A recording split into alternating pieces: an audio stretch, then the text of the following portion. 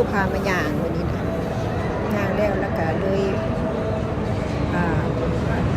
ข้ามตู้แล้วไป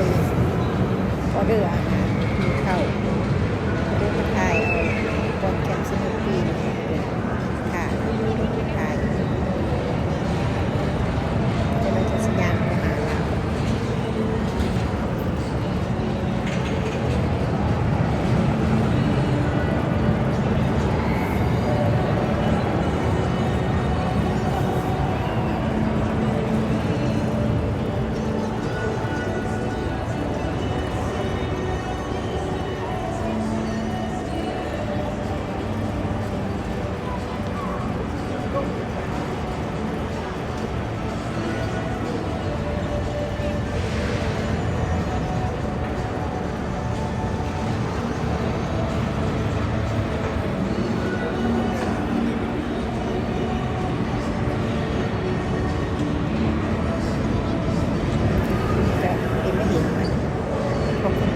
เจ้ากำลังสิจัดงานเหตุนะ12 โมงครึ่งเขาเจ้าสิมีโซ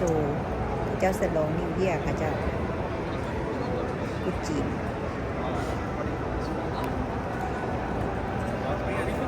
นี่ก็สิย่างไปหาผู้ตู้ไปกินข้าวเป็นออเดอร์อาหารค่ะ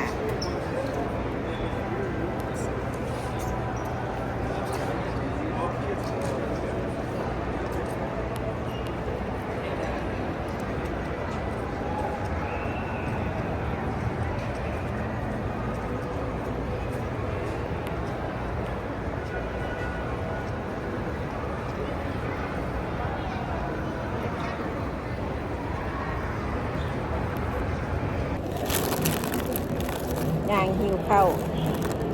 เลยมากินเนี่ยนะวัฟเฟอร์จะเป็นก้อนน้อยเนาะ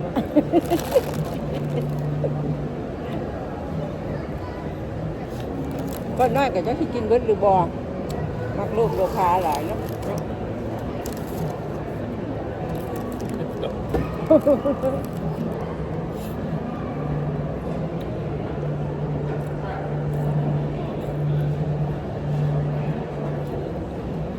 นี่เป็นกัน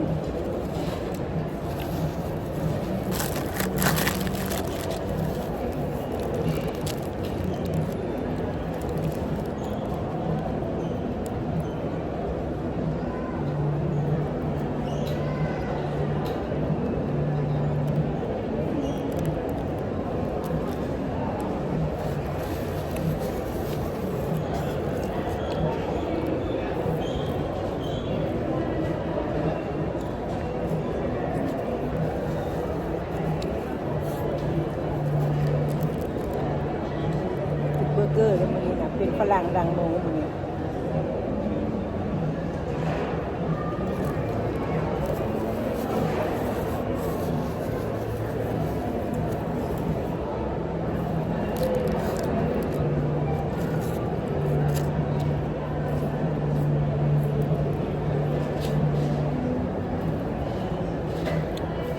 โอเคบ๊ายบายเด้อ ขอบใจเขามาเบิ่งคลิป